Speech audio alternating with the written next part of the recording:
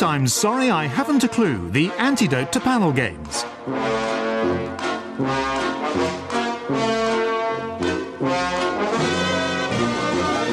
At the piano is Colin Sell, and your chairman is Jack Dee. Hello and welcome. Hello and welcome to I'm Sorry I Haven't a Clue. You join us at the Old Vic Theatre in London's historic borough of Southwark. Possibly Southwark's best-known part-time resident is the former Home Secretary, Jackie Smith, who was unfortunate enough to be ousted in the parliamentary expenses scandal over a claim made by her husband. All he did was charge a few pounds for a movie rental and destroyed her career single-handed.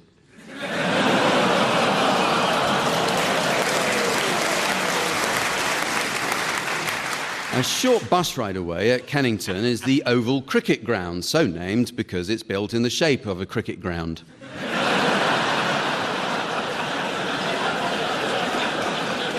Another attraction near here is the Museum of Garden History in Lambeth Palace Road. During a recent revamp, there was a heated dispute over whether to include modern garden features. The head designer became angry with the manager, and tempers flared, and he decked him.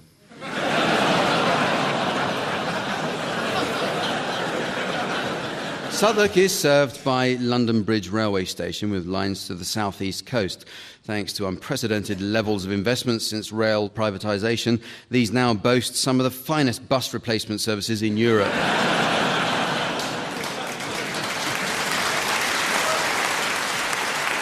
The great comic actor Charlie Chaplin was born in nearby Lambeth and first performed in Southwark's many music halls. Sadly, as Chaplin took his first steps into show business, his father drank himself to death and his mother went insane and was locked in an asylum.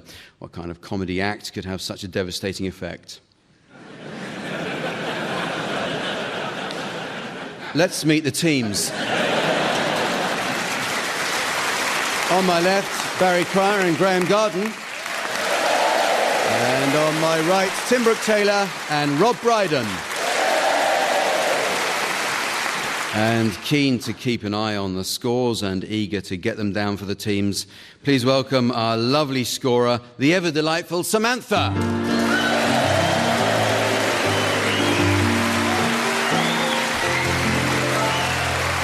The first round is all about questions that have never been asked. Am I looking forward to this? Is an obvious example for a start. So, teams, I'd like your suggestions of questions that were never asked but possibly should have been. And Barry, you can start. George Bush Sr., do you think I should have a vasectomy?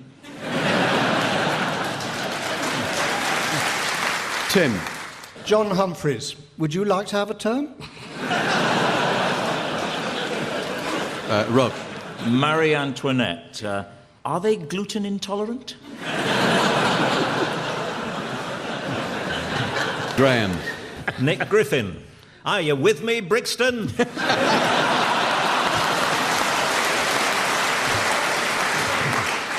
Jeremy Hardy, why would I want singing lesson? Anybody. Does this work with Windows Vista? Dan Brown, the author. You will tell me if this is complete bollocks.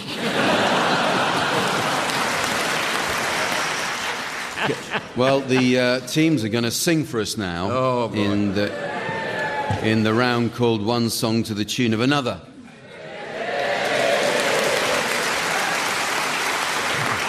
Incidentally, speaking as a music lover, I couldn't help notice that Phil Collins has announced he can no longer play the drums.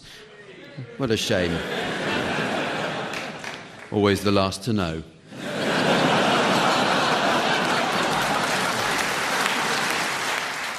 Musical assistance will be provided by Colin Sell. Incidentally, you may be interested to learn that Colin once worked with the carpenters at the Royal Albert Hall.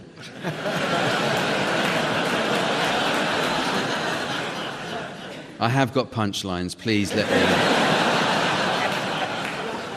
And they haven't been able to shut the front door since. So we'll start with you, Tim, please. I'd like you to sing the words of I Kissed a Girl to the tune of Land of Hope and Glory.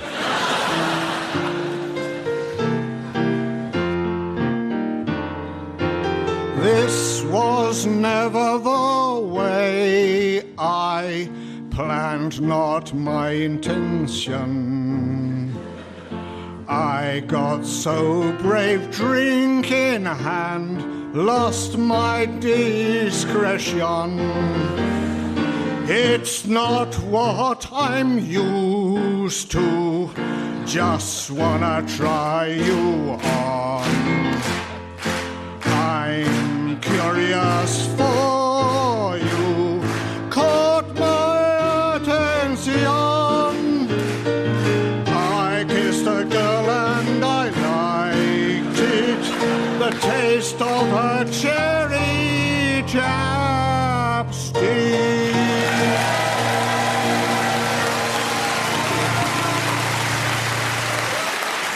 I thought the slow hand clap was a bit cruel, wasn't it? It was something to do, Tim.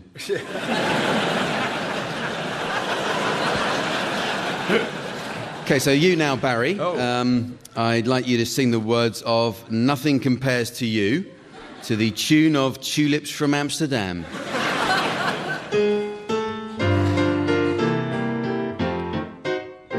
It's been 7 hours and 15 days since you took your love away.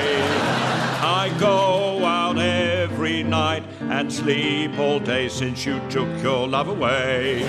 Since you've been gone, I can do whatever I want. I can see whom ever I choose. I can eat my dinner in a fancy restaurant, but nothing, I said nothing, can take away these blues. La la la la la la la la la, 'cause nothing compares to you.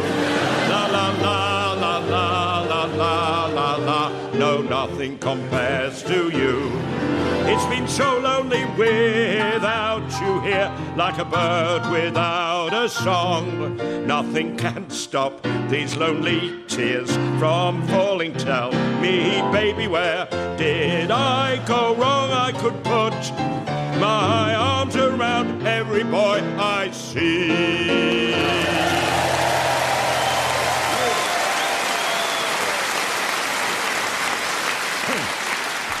Barry Cryer there doing what he does anyway. So it's your turn now, please, Rob, and I'd like you to sing the words of the theme from Jim'll Fix It to the tune of Mad World by Gary Jules.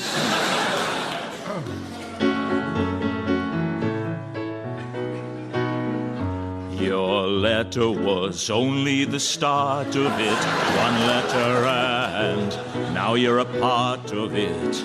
Now you've done it, Jim has fixed it for you, and you, and you.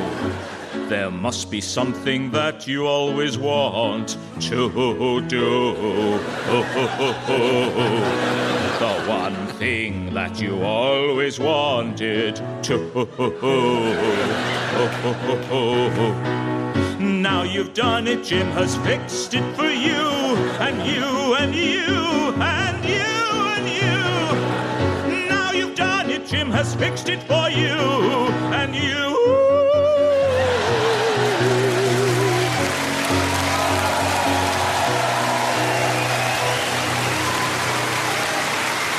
Thank you. Rob Brydon there, I'm sure you'll all agree. Disturbing stuff. So, finally, Graham, I'd like you to sing the words of Blowin' in the Wind to the tune of Forever and Ever by Demis Roussos.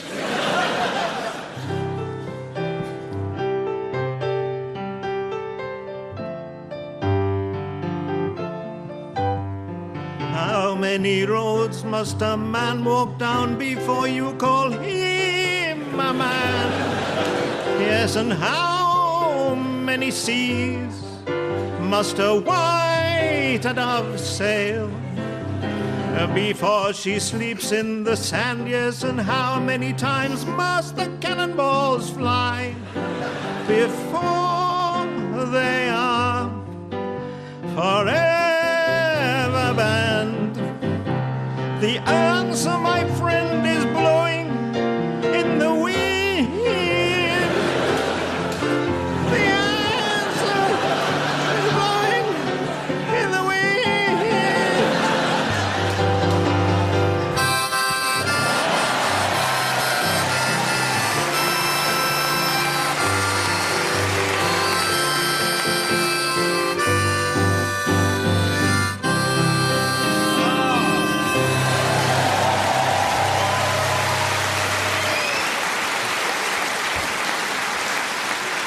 Well, the next round is called Historical Voicemail. OK, teams, I'd like you to imagine what messages might have been left on the telephone answering machines of various characters from history. So here's your first outgoing message, and it's from King Arthur. Hello, King Arthur here. Welcome to Joust a Minute. Leave a message after the pun. Hello, it's Guinevere. Hello, it's Guinevere. Just wanted to say how much I enjoyed spending last night with you at Camelot. It was certainly no lottery, and I absolutely loved your thunderballs and your lucky dip. Hello, Arthur. It's Merlin here. Got your message? Yes, I can do a turn at your round table meeting. I suggest close-up magic and a couple of illusions. I'll be sending the lovely Debbie round to make the arrangements. How about this one from Napoleon Bonaparte? Bonjour, voici le répondeur de Napoléon Bonaparte, empereur de la France, de l'Europe et demain le monde. Faire un message après le blip-blip. Napoleon, hi, it's Josephine. I've checked my diary. I can do tonight. Any good?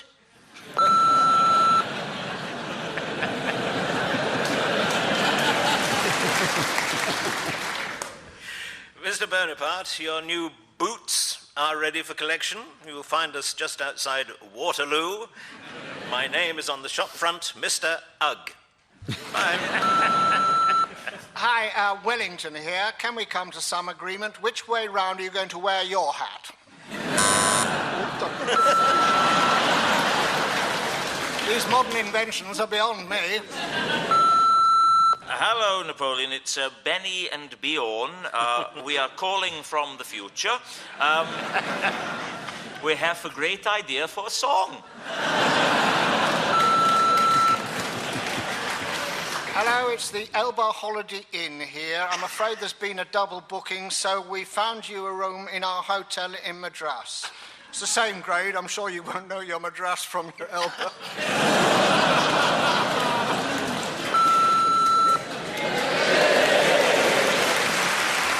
Well, here's an outgoing message from Sir Walter Raleigh. Ahoy there, salty sea dog. Sir Walter Raleigh here. I could have tried a bit harder with that, couldn't I? Ahoy there, salty sea dog. Sir Walter Raleigh here. I'm away with the Buccaneers, having them syringed.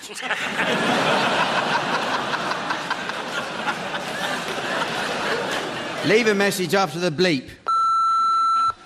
Currently fashionable neckwear here, Wal. Love the Buccaneers joke. Your spare parts are in.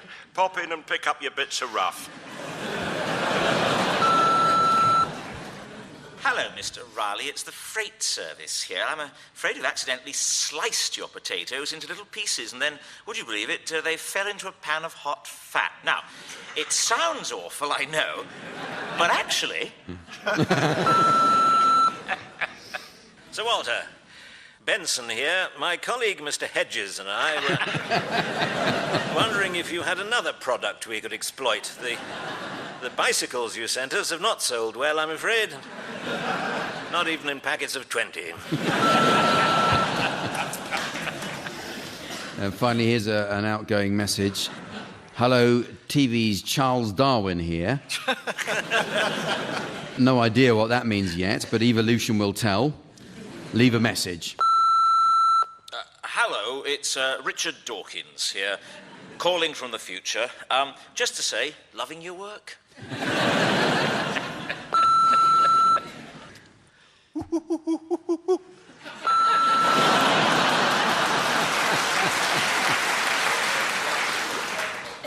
Mr. Darwin, this is God. That's put the cat among the pigeons. That I created. Well, I'm going to stop you there, teams. No explanation needed. The next round takes a look at greetings cards. It seems there are greetings cards for every conceivable occasion these days. One recently introduced is congratulations on actually receiving some mail. And Barry Cryer was telling us that just before their ruby wedding, his wife discovered him signing a card. It was dedicated to that special person he hasn't missed a day away from in 40 years. The first face he sees in the morning and the last face he sees at night. Who knew they did a special greetings card for the landlord of the Dog and Duck? Okay, so I've been provided with some incomplete verses from various greetings cards, which I'll ask the teams to try to finish off. So, Rob, can you start us off with this one? This is for a baby boy. Hello there, little fellow. The good news going round is that you've made a happy landing and arrived all safe and sound. Well, this just comes to tell you that you're lucky as can be. You'll never have a sister, thanks to my vasectomy. It's actually to become the newest member of so nice a family, is what it says. Lovely. Very sweet. Very sweet, yes. Can I have the bucket after you, Tim? Yes. I'm afraid it's full. Sorry. You have a go at this one, Tim. Can you finish this? Roses are red, violets are blue. I'm up for it. How about you? It's Valentine's Day and I love you. Barry, here's a card entitled On Your Divorce. You were several years at courting, then marriage took its course. I just don't understand it. You said he was hung like a horse.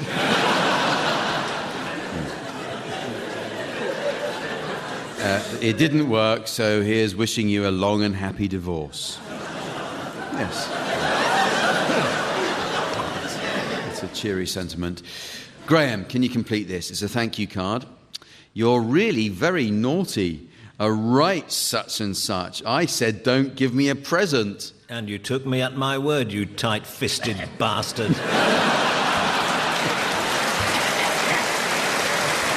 Well, here is some for any of you to have a go at, and this is entitled On Leaving School or College. Your college graduation makes us very proud. We're shouting it from the rooftops. We're your parents. It's allowed. So go forth now with gusto. You've passed the schooling test. We've changed the locks. We've let your room. Goodbye, you bloody pest.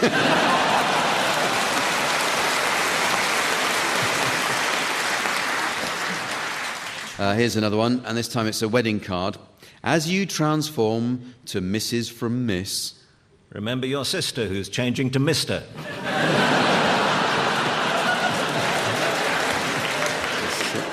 You'll...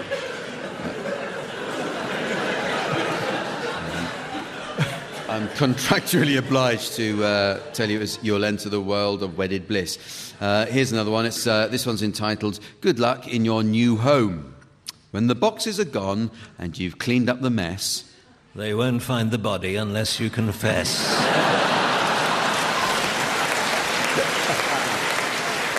You'll make a home of the house that was just an address. Finally, this is the last one. That's a Father's Day card. Dad, you are so loving and kind, and often you know what I have on my mind. You're someone who listens, suggests and defends. And Dad, you're one of my very best friends. You're proud of my triumphs, but when things go wrong... You hit me.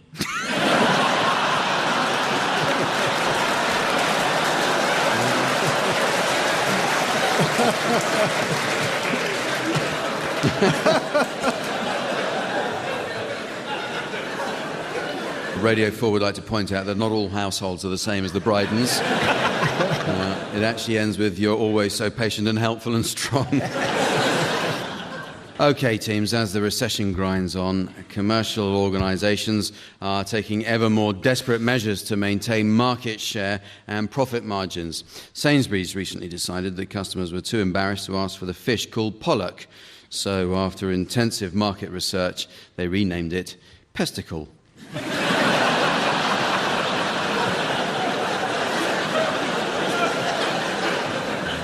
Well, the teams are going to write some letters next. These will be radio letters because, as we speak, the Royal Mail is crippled by industrial action.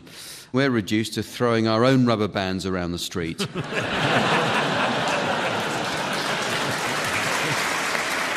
And with undelivered parcels piling up, customers are having to go down to the sorting office and kick them around for themselves. OK, teams, I'd like you to take it in turns to improvise the correspondence between two people. Barry and Graham, I'd like you to start by composing a letter from Pope Benedict to Silvio Berlusconi. And then Tim and Rob will come up with a reply and so on. However, the challenge is that the letters must be constructed by each panellist alternating one word at a time. So off you go, Barry and Graham. Dear Silvio, this is Benny. I Wish to inform you that you are a Randy little son. und I wish to inform you that you are very Randy little son and carefree and lustful yet Italian. fellow. So Here we go. because We wish to tell you that you are a very careless and maladroit what? maladroits. Yes, I will see you tomorrow in the chamber of the nearby Vatican. where You will apologize to your equals and your inferiors, und your friends, and acquaintances, and colleagues, but yet not they who will be there. otherwise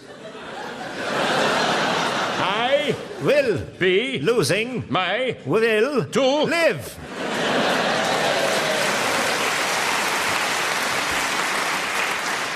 Yours, Benny. Dear Benedict, what's happening. if You wish me to change my ways. then You will have to come to your senses and look at my little tiny yet strangely impressive, and curiously huge appendage which hangs down nicely by the side of my knee. if You wish to I will let you come and see it whenever you want to see it. however 7 of my dwarfs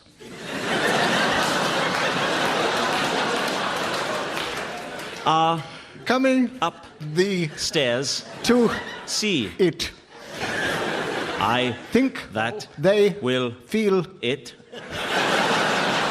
but hopefully they won't feel it at length. comma Because I fear that their only grip on it is to climb up it and then slide down it lots of love, Silvio Berlusconi.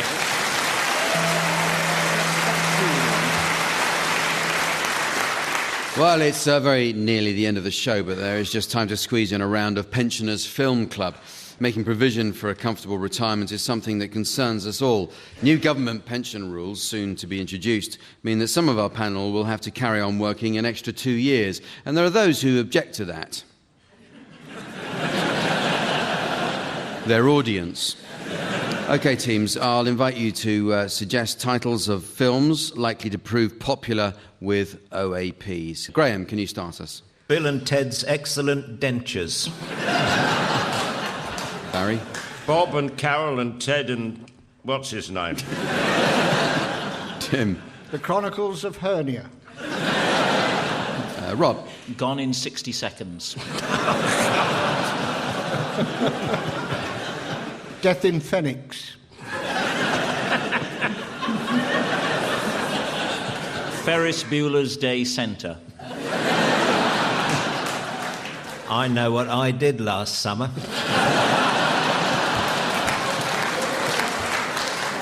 The postman always has to knock twice. When Harry met... what's her name? Around the room in 80 minutes. Rear Wind. Oh. Tinker, Tailor, Soldier... oh, sod it. Jason and the Sargonauts. The Eastbourne Supremacy.